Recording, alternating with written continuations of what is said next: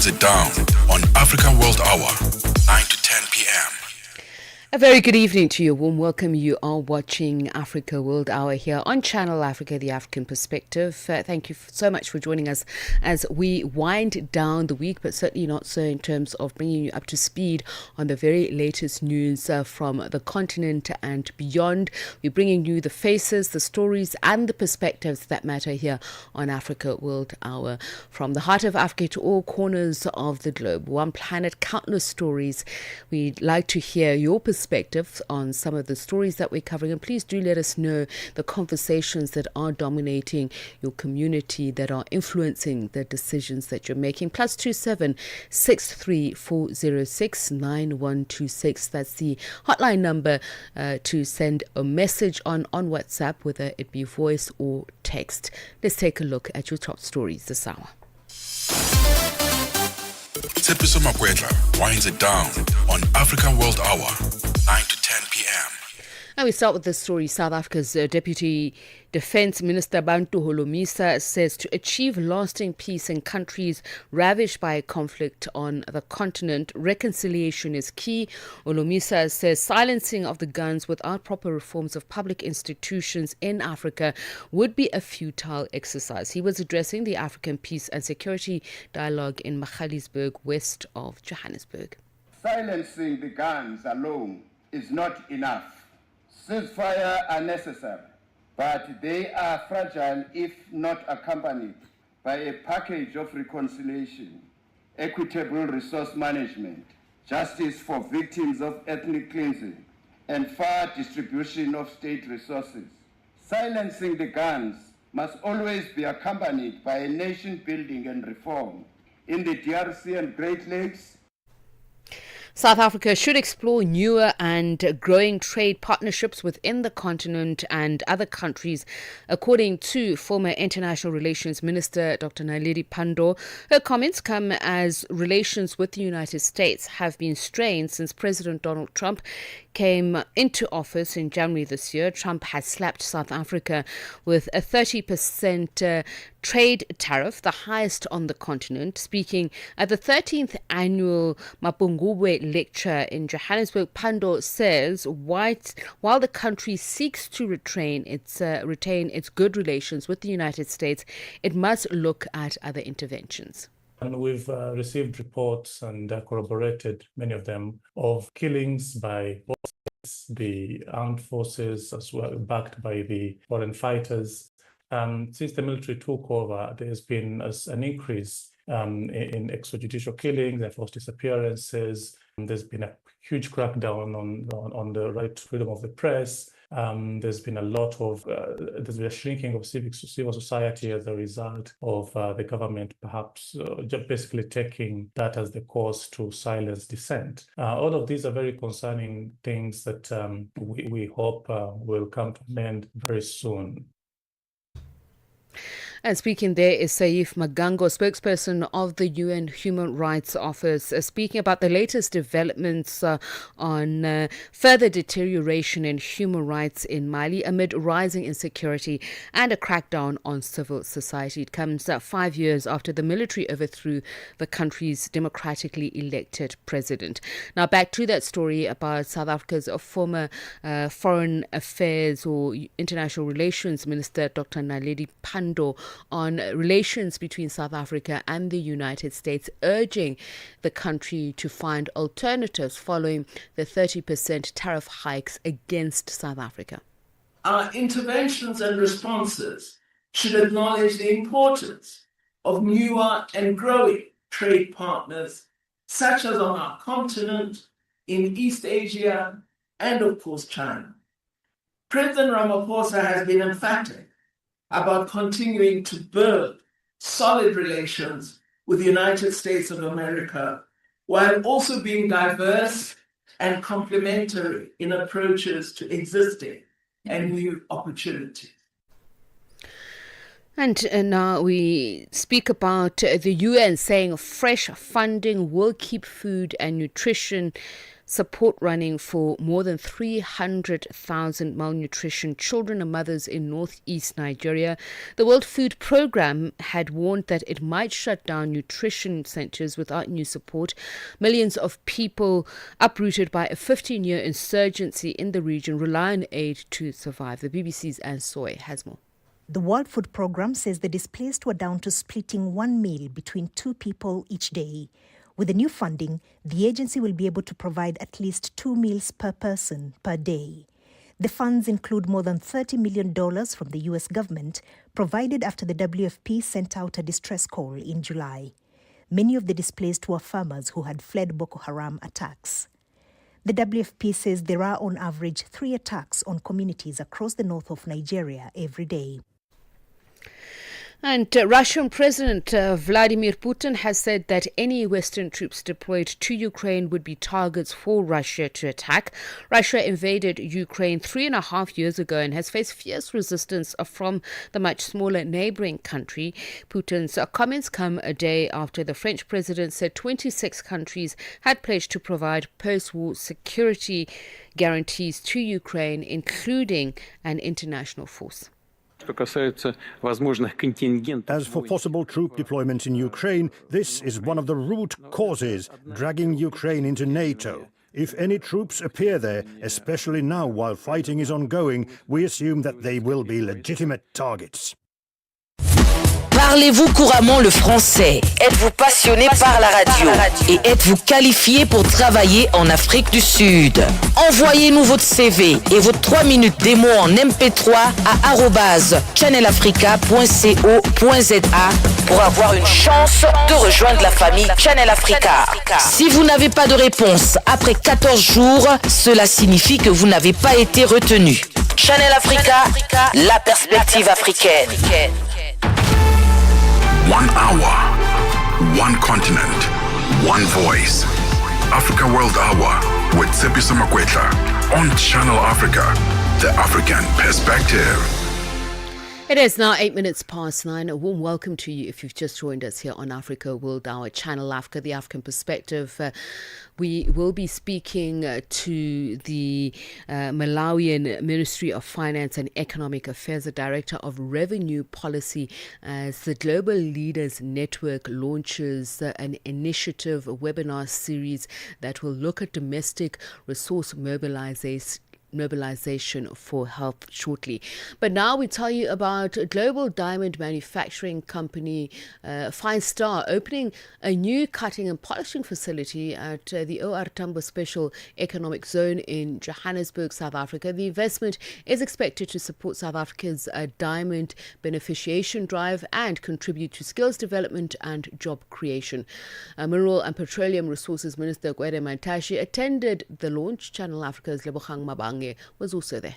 The opening comes as South Africa seeks to expand its mineral beneficiation strategy, ensuring more of the country's diamonds are processed locally rather than exported as raw stones. Government says this will help create jobs, develop skills and strengthen the country's role in the global jewelry trade. Fine Star's new facility, equipped with advanced technology, is one of the latest investments aimed at achieving that goal. Chief Executive Officer Prince Mbete says the launch reflects confidence in South Africa's economy. Fine Star, by opening this ultra-modern, state-of-the-art facility, is not trying to say we are richer than everyone else.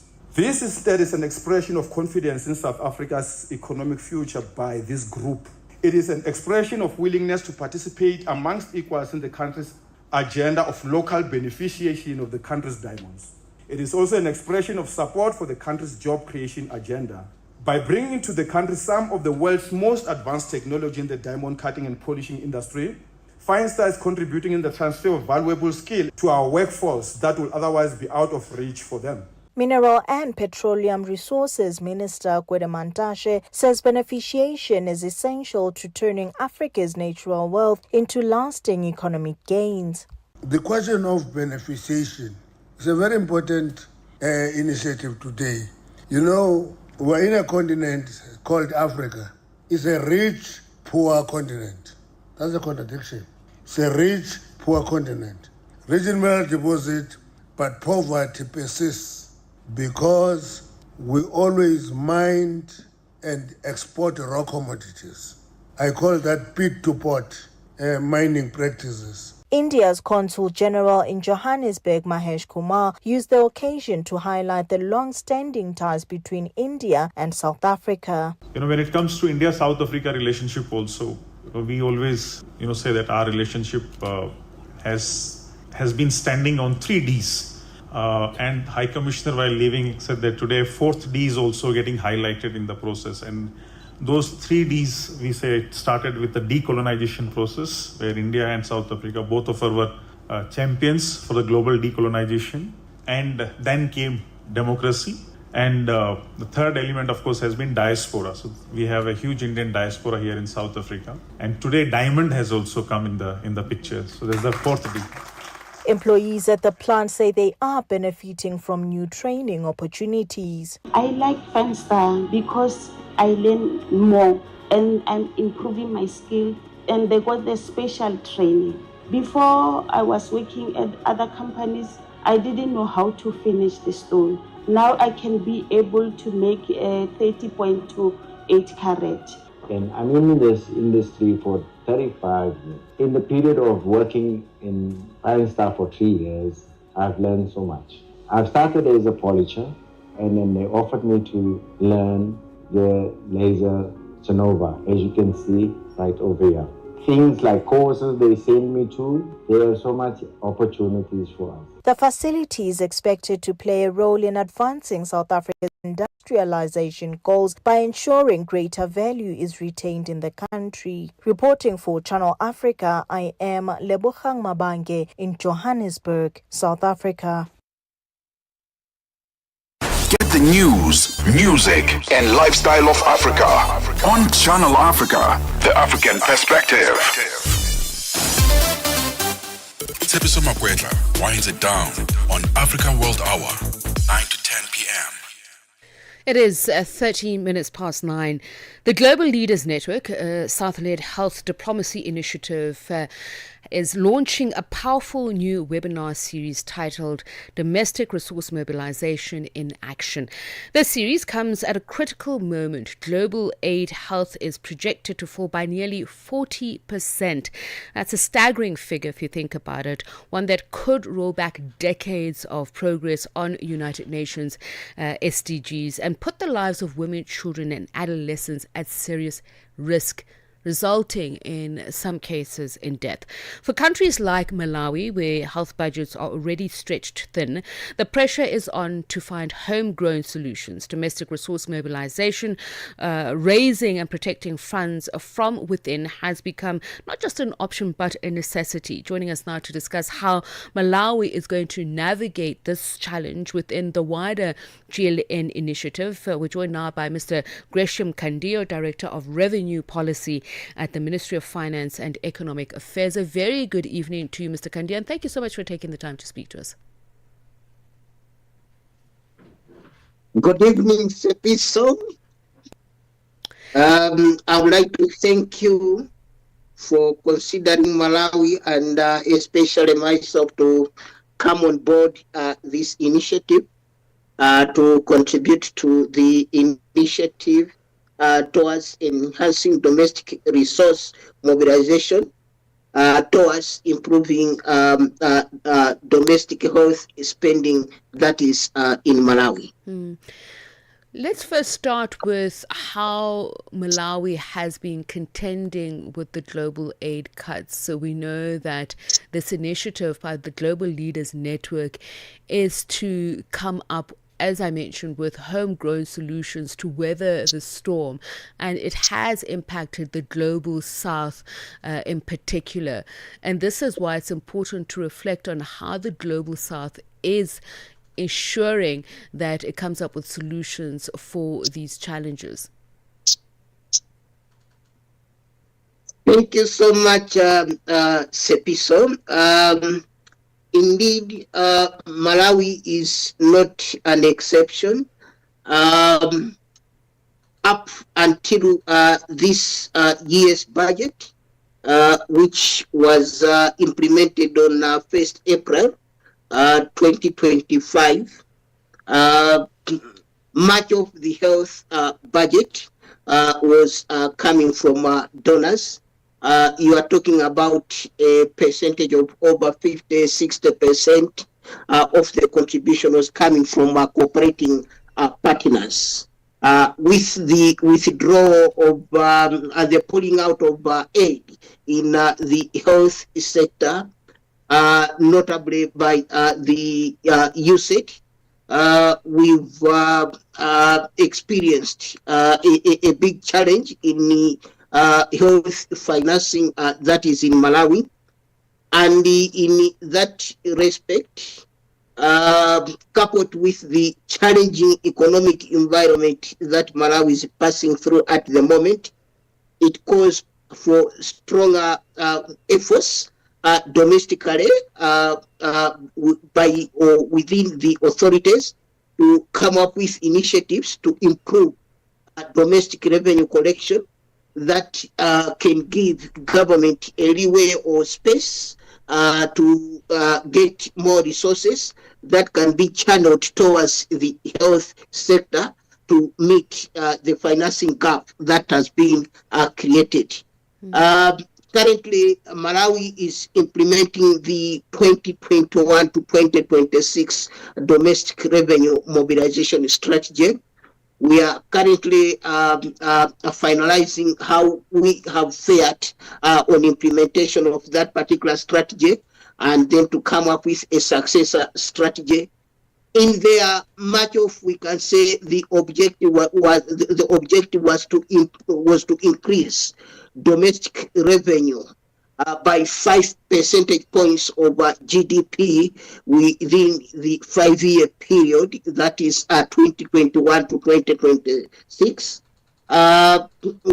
With the challenges that have been experienced over the period, you will recall in the year 2021, most of the countries around the world, I should say the world, was grappling with effects of the COVID pandemic, and most of the sectors of the economy were experiencing a recession. That created a challenge for us to adequately meet or achieve our target of improving domestic revenues by the targeted 5% over the period.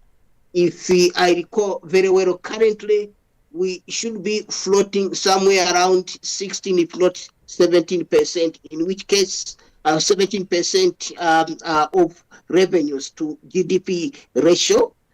In that particular rate, we need to again think out of the box to come up with, we can say, other initiatives that can help us improve. And that's where I want to get to, Mr. Kandia. That's where I want to get to. We mentioned the fact that this is a global South-led initiative, but a country context is also important. As you mentioned, that Malawi under strain with inflation at about 28%. So how do you envision it as Malawi, where you're going to get the money from? It was mentioned that sin taxes would be a vehicle in order to raise funds. So can you just tell us where you see low-hanging fruit in terms of domestic resource mobilization? You are pretty much correct. We are contemplating of introducing some, we can say, additional excise taxes, especially on, we can say, alcohol and probably some cigarettes.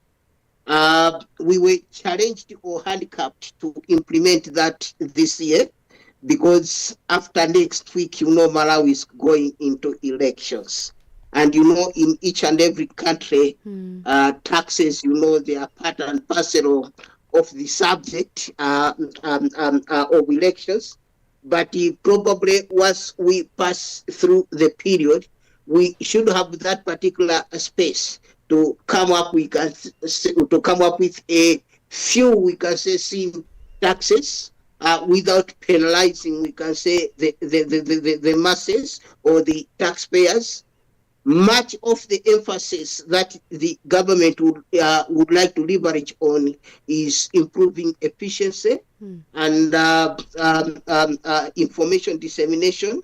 Efficiency in the sense that we want to leverage on automation of the collection systems by the revenue service in Malawi, including the user fees and charges that are collected by the various entities of government, ministries and departments from the services that are offered or delivered by government. Currently, in terms of other revenues minus the taxes, most of, we can say, the systems are manual. Much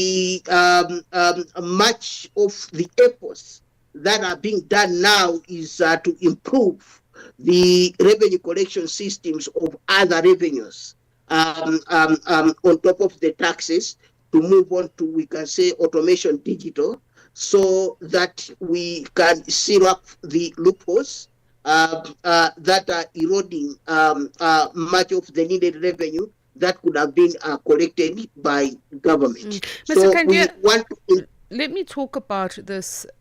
You yourself mentioned it, the issue of leadership, and that elections are now in the offing, which presents a problem of the possibility of fiscal environment leakage. So I'd like to hear from you, in the past, what has really worked in terms of budget execution and preventing procurement gaps? What would you say Malawi ought to continue with if it is to prioritize health spending? In terms of prioritizing health spending, it goes along with how the budget, the national budget is crafted. Number one is the allocation that is made to the health sector. It has to be moving towards the Abuja set target of 15% of GDP, if not the budget. But much of it is we have to improve the governance system. What it means is we have to improve, we can say, our auditing systems by capacitating, we can say, the National Audit Office to ensure that those that mismanage the resources that are channeled towards the health sector, they are held accountable, and to fine-tune the systems through the electronic, the digital systems that government is implementing now, which is what we call the integrated financial management system, through which we can say all the government processes, procurement, as well as we can say all the financing, we can say implementation arrangements are being implemented. So what I have to say is we have to improve the auditing systems, as well as ensuring that the National Audit Office is provided with adequate resources so that they can implement their activities without, we can say, being constrained by the unavailability of financial resources. Mr. Kandia, we are running out of time, but I do need to ask this, particularly because the Global Leaders Networks initiative is specifically around women's, children and adolescent health, which is a commitment that member countries such as yourself have made. How will you ensure that this money is specifically ring-fenced for women, children and adolescents? That is a very good question, Sepiso. Currently, the Ministry of Finance is in good collaboration, engagement with the Ministry of Health to explore other financing, we can say, mechanisms that can be identified to reinforce resources that can be collected and then channeled towards the health sector. The new sin taxes that I have mentioned about that will be considered on petroleum products as well as some sin products, those will be earmarked, reinvested resources that will be directly channeled towards the health sector. And in terms of the central government or the treasury, we will not have a hand on it. They will go direct to the health sector, that is to the Minister of Health, for implementation of health strategies. And in that particular aspect, we think those particular resources are going to be used to reach out the women, children, and adolescents that are of particular interest in this particular initiative. We're going to have to end it there, but I do thank you for your time, sharing your insights, particularly from a Malawi perspective on this initiative by the Global Leaders Network on domestic resource mobilization to ensure that Global South leaders and countries meet their SDG targets for women, children and adolescent health. Thank you so much. That is Gresham Kandiyo, Director of Revenue Policy at the Ministry of Finance and Economic Affairs in Malawi.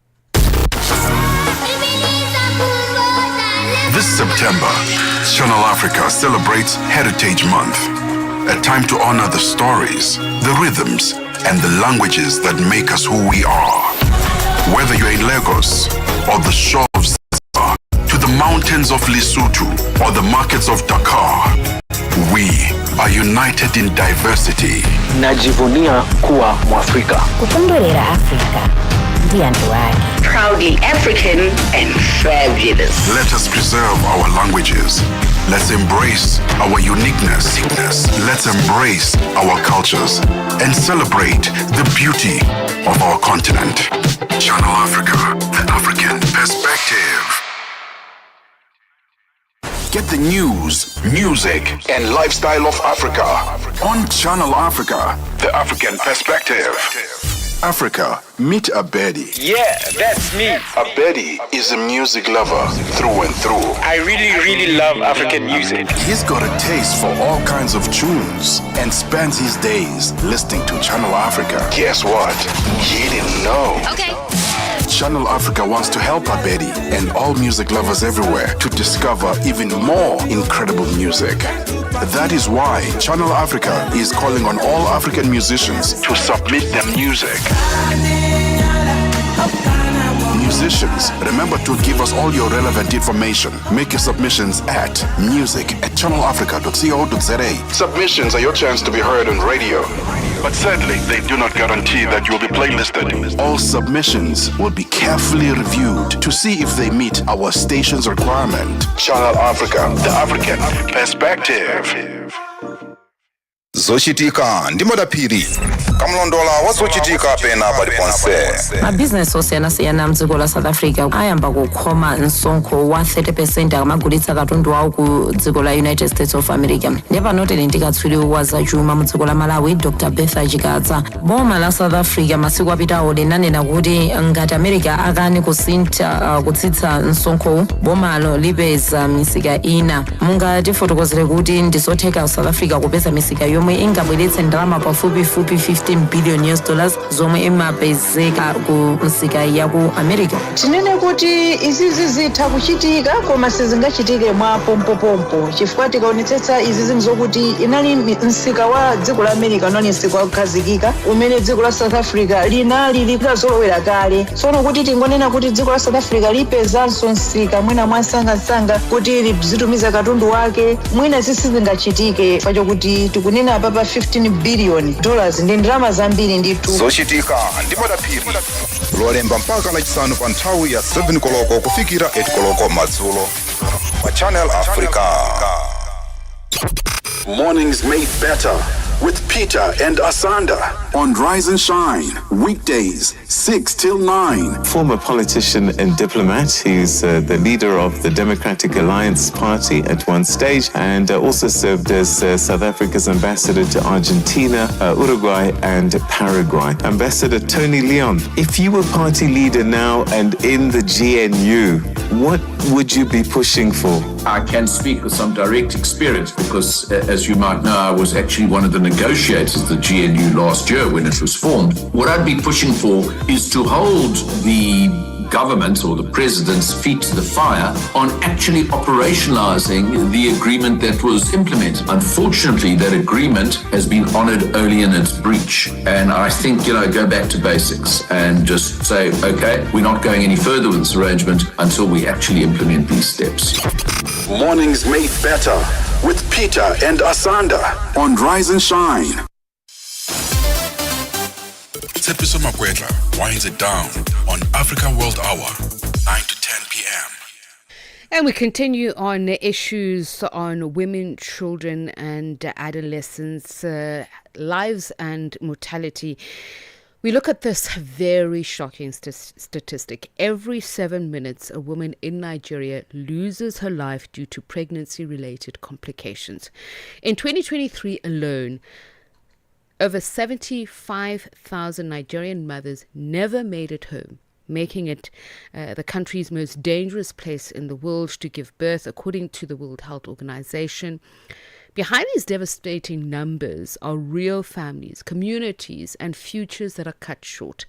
Today we take a closer look at Nigeria's maternal health crisis and what's been done to turn the tide. Joining us now to speak about this is Professor Nanya Galam, Provost College of Health Sciences at the Federal University of Wukari in Taraba State, Nigeria. A very good evening to you and thank you so much for speaking to us.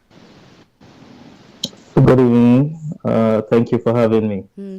Just looking at these figures of every 7 minutes a woman dying as a result of pregnancy-related deaths, what has been the base figure and what did it take to reach this point? Well, unfortunately, the figure is actually true. It's scary, but it's true. It's a reflection of what is happening in Nigeria at the moment. The data actually supports the statement by the World Health Organization stating that about 28.3% of the global mortality rates in the world is accounted for by Nigeria alone. You have 1,047 out of 100,000 live births is the maternal mortality rate in Nigeria. But you don't look at it like that without bringing into consideration the fact that you're looking at a country with immense diversity. Thus, there are a lot of factors that could lead to that, the converge to give these problems. For instance, you have the economic disparities, you have the cultural norms, and then infrastructural gap. All of these converge to give a perfect storm for increasing maternal mortality in Nigeria. Basically, if you look critically at it, you understand that for the cultural norms, you have issues like decision making, delaying decision making. You have families having to make the decision before they take the mother who requires immediate obstetric care to the hospital.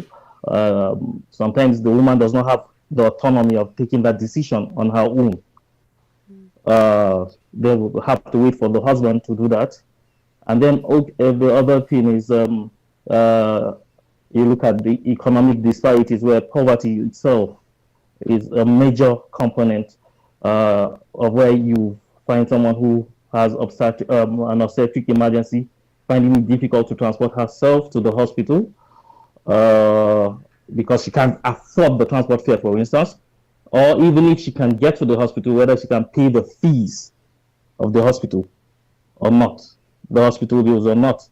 The other thing is just to seek antenatal care becomes a problem for very poor families because you're also thinking of maybe you're at work and you want to take time out to go for antenatal care, and you're looking at how much you're going to lose that day if you do not go there. So they don't seek this care on time. The other thing is the infrastructural gap that I mentioned earlier.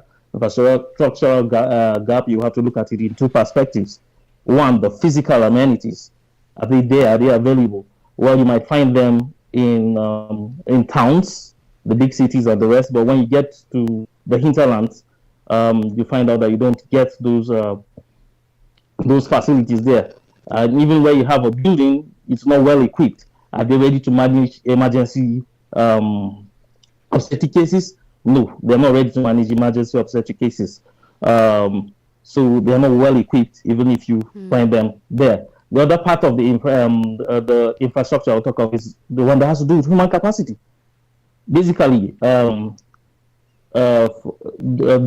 is said that the data proves that about 50% of Nigeria's registered healthcare workforce don't work in Nigeria. So we don't really have the numbers to take care of the women who are in need of treatment or who are pregnant or in need of care. So on average, how many health workers per members of the population, just in comparison when we talk about the shortage of human resources or frontline healthcare workers, particularly in at-risk communities? In at-risk communities, sometimes you don't even have anybody. That's frankly speaking, because most people are not at the hinterlands. You go to, okay, for instance, where you meet them most are the primary healthcare institutions. Now, primary healthcare institutions should be the first point of call for people, particularly in the hinterlands, remote areas, rural villages, where a pregnant woman should go to as her first point of call. You go there, you don't see any doctor. You hardly see a midwife. You don't see any nurse. What you might get at best is maybe a community health extension worker. And this further complicates the issue because it causes a breakdown in the referral system. You are not able they are not able to diagnose or identify the high-risk patients before, and when they do, it's too late. Okay, so if you're seeing in high-risk areas, you probably may not have any. And even in the urban cities, and the few that are there, you could have a doctor in antenatal clinic seeing up to 30 to 40 to 50 student clients in one day.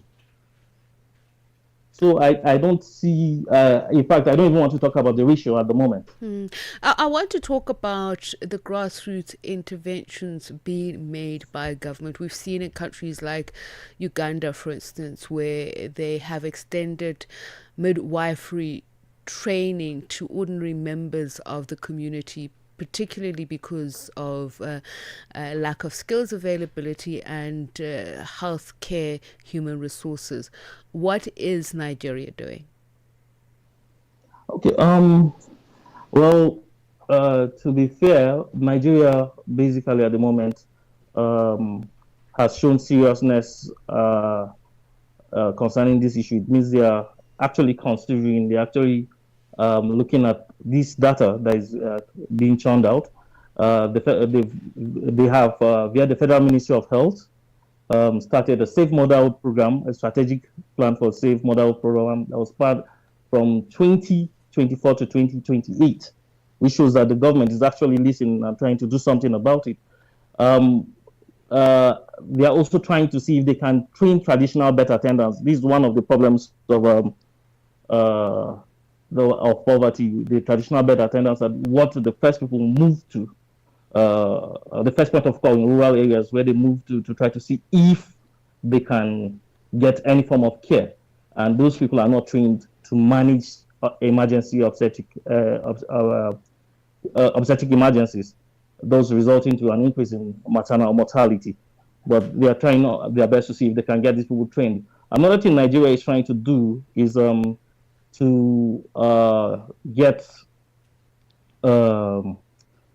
emergency ambulance services, which Fortunately, as I speak to you, about 24 states out of 36 states have enlisted on it. The problem probably will be the road networks to the rural areas. We don't know if that is being considered at the moment, but hopefully, since they say journey of 1,000 miles starts with a step, I think it's a step in the right direction.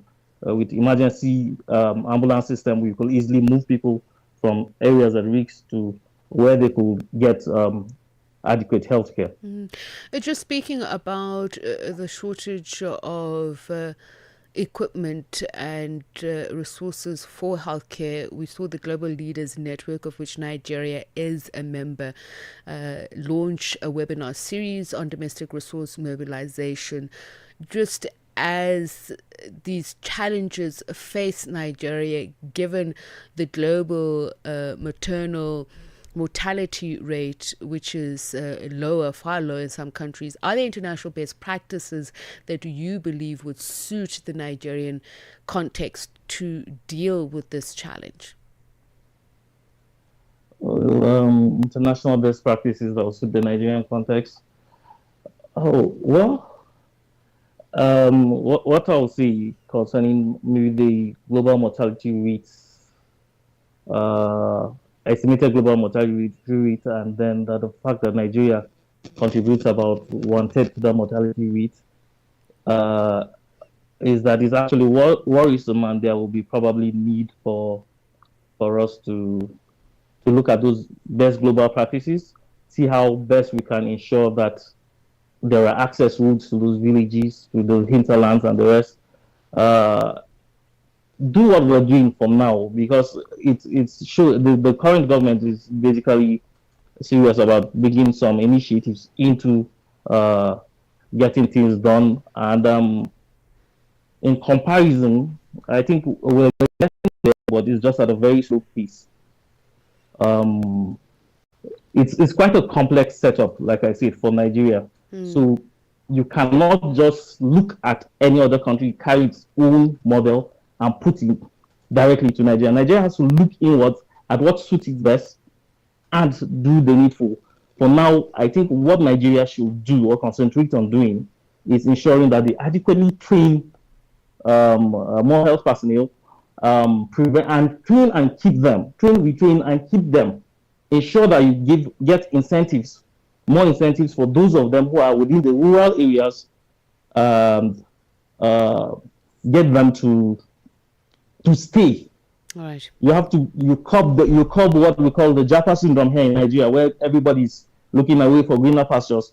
Once you become a medical doctor, a midwife, a nurse, radiographer, etc., to stay within Nigeria and help secure the health of Professor Gallam, the indigenous. Thank you so much for your time. Much appreciated, Professor Nanyak Gallam, who is Provost College of Health Services at the Federal University of Ukari in Taraba State, Nigeria. That's where we're going to leave it with him for now.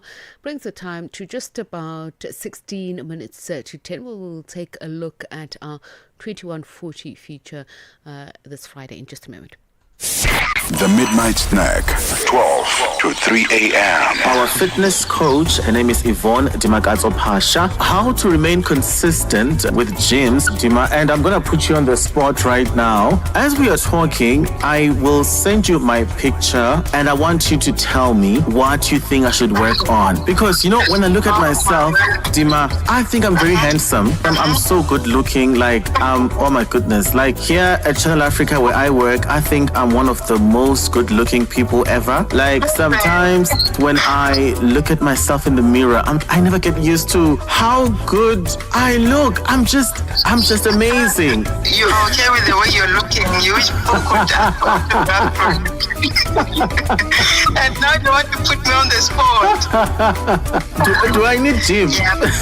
I mean, if you can just consider eating healthy, cutting down a few foodstuffs such as junk. The Midnight Snack, every Monday, 12 to 3 a.m. with Chanduko Ligege.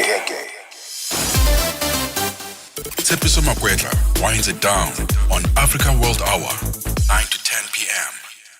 And it certainly is that time where we do pretty much wind down to wind up ahead of the weekend. A lot of you, I'm sure, have been looking forward to just getting into that weekend vibe mood, you know, turning up the volume on jazz is your gig. Well, that's exactly what we're going to be talking about right now.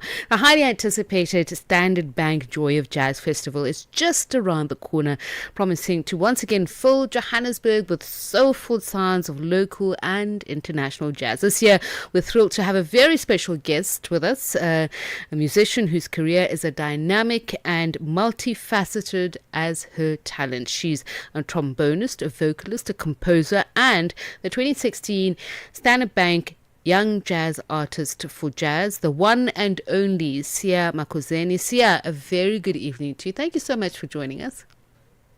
Hi, Tshepiso. Thank you for having me. I was fascinated. I wish and I hope that we do post pictures of you with that big trombone. I was like, yes, I even like the look of this. So tell me about, just your early jazz experiences and how you got into this to a point where you were the National Youth Jazz Festival awardee. So mine is, I guess, a story that starts in my formidable years.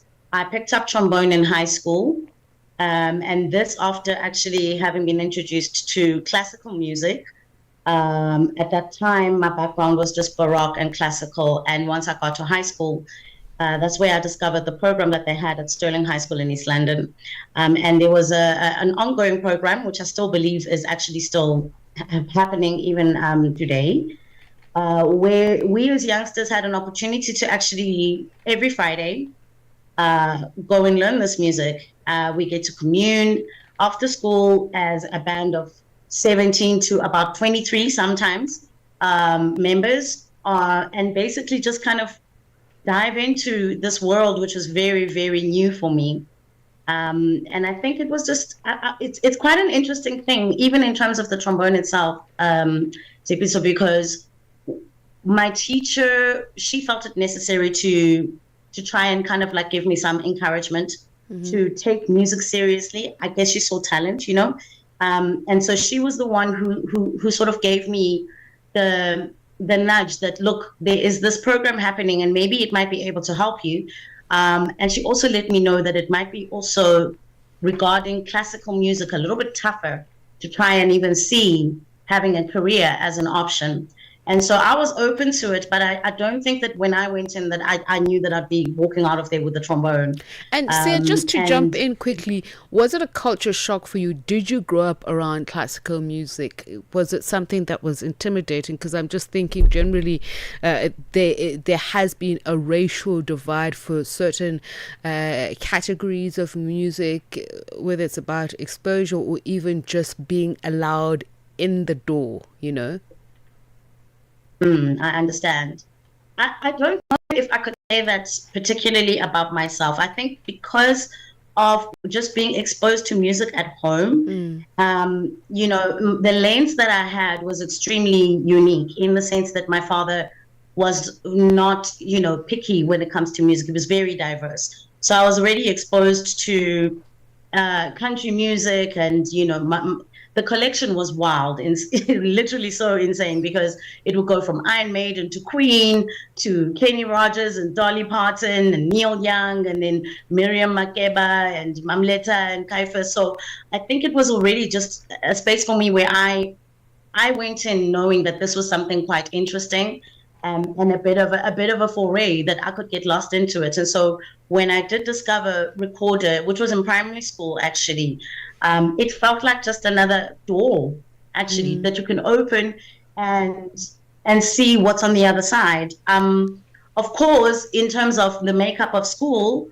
particularly at that time in the early 90s, I think, we weren't a lot of students regarding African children who were exposed to it. But maybe it was just because of how I felt that it was something that I was interested in, and I guess I wasn't scared. So no, I didn't really feel that it was a culture shock, and it felt so much like home once I got there, actually. And that accounts for my next question, your response, that is, because I was going to ask you about the interesting fusion of rock and jazz. So I suppose it was just another leg of your musical journey. Absolutely. And I think I don't think that I would be the musician that I am or the composer that I am today if I didn't have that outlook, from a very, very young age, and as well as the exposure, obviously, because, I guess maybe by the time I got to high school, I had these worlds side by side. I was still playing recorder, and so still steeped very much into the classical world. But the big band quickly became, my home for trying to understand what jazz really, really is. And my introduction was definitely instrumental. But by the time that I'm in grade 11, I discovered Ella Fitzgerald, and I think my mind was so blown. And it was then that I kind of said, I think that I could do this. I think I might be interested in actually trying to venture out and see what happens. We were very blessed because also, I guess, with regards to some of the mentors that would visit us at the school, we're very lucky to have people such as Zim Ngawana, Marcus Wyatt, Buddy Wells, Andile Yenana. They all paid a visit to my school while we were still there. And so I think that was something else that also helped to kind of make it really visible and also make it really seem like a plausible dream. And some of the most legendary artists that you've just mentioned there in terms of not only jazz, I'd say continentally and even internationally, but here in South Africa. So talk to me then about the very different artists that you then got to work with and the lessons that you learned further about who you are bringing yourself into this sector. Definitely. I think I had a shift when I left the Eastern Cape, although I had actually met Marcus Wyatt at that time, as well as Carlo Mombelli while I was at the National Youth Jazz Festival. But I think that things shifted once I decided to try my studies in Gauteng and actually be exposed to the industry itself. I could actually go to clubs and see what they're doing for real. But in those early years, I would say it was mostly Carlo Mombelli, and that was a very interesting lens with regards to the genre itself, because now I was actually realizing that also jazz in itself is also quite multifaceted, because his music is leaning towards avant-garde. And, Marcus was also instrumental, Feya Faku, as well as Themba Mkhize, decided to give me a chance. And I think in each of them, they helped me understand those very different facets. So my trombone as an instrument and how I apply that, as you could say, I suppose, a person who's supporting the lead, but also then how I could actually just get better and hone that skill so that eventually maybe one day I would be a band leader in that regard. But with Themba Mkhize, it was more trying to really support the dream of getting to understand what my compositional and my arranging voice is within the scope of jazz, but also with the influences of South African music. Marcus was quite instrumental in pushing me to fall in love with my vocals and stretch myself and do things that I wasn't, used to at that time. And I've also worked with Makwem Khubata and Great Jojadis. We had a band called Vivid Africa. I absolutely loved that experience because there we were, delving a little bit into trying to find, I guess, a middle ground between South African jazz and North African elements, So, and also having that Great Jojadis playing, for instance, the oud, and having and the tabla, because we had Ashish Joshi on tabla. These were all, I believe, instances that kind of allowed me to understand that I am capable, I suppose, of merging these worlds in a way that makes sense to me, but that can create my own distinctive compositional voice within South African jazz. And speaking of merging these worlds, I want to now focus on your international travels and how you were then presenting yourself initially and how that has grown, how you have been received and interpreted. Yeah, I think I was very lucky to start quite young.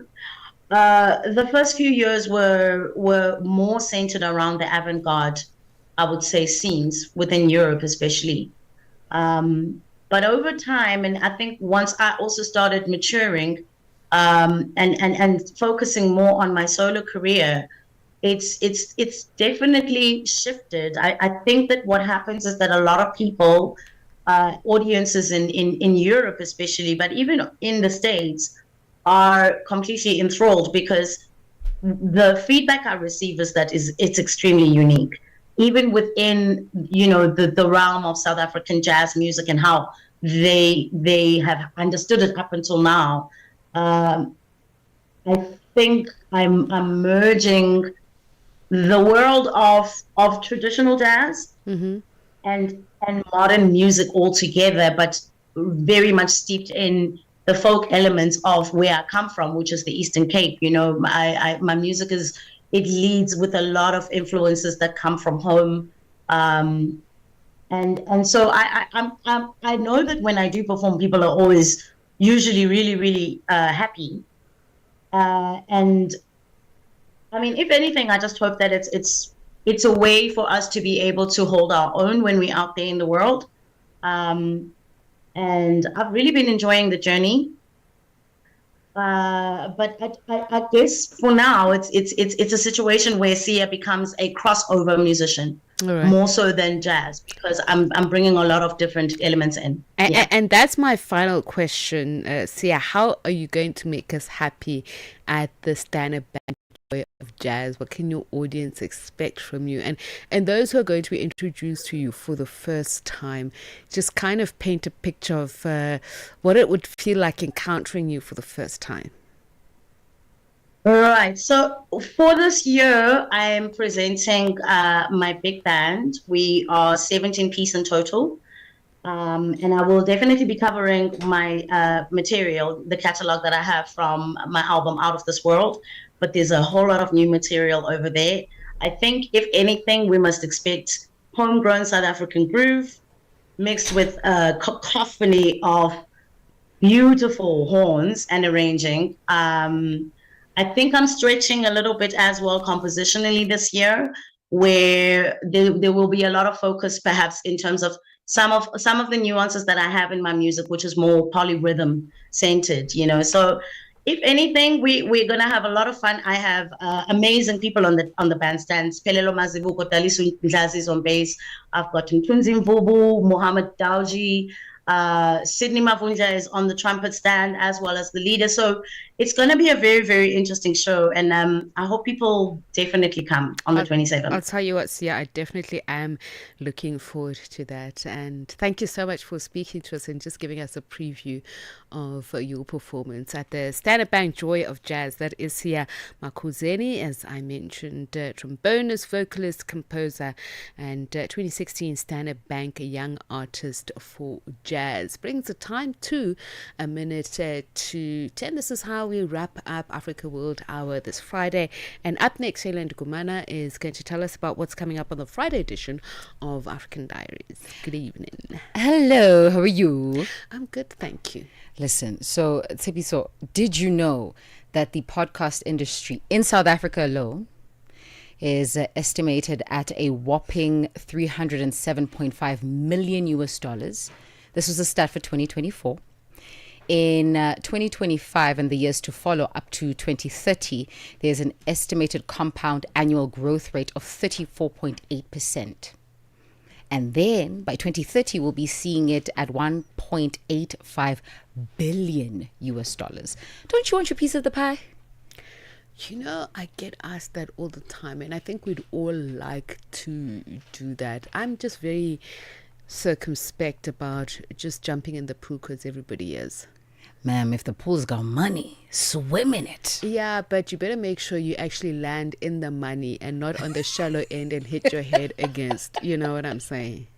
Listen, to help us do that, we're going to be joined by none other than podcaster, and this is Tele Alice Radebe Ledwaba, and she'll be telling us how to get it right. You know, what makes a successful podcast? And that's a very important conversation, because you want to do it right. Yeah. That's how you get the ching, by doing it right. Right? Absolutely. Right, thanks, Shayla. Looking forward to that. And that's how we say goodbye. Enjoy the rest of your viewing and listening here on Channel Africa. Get Channel Africa on DSTV Audio Bouquet. Channel 802.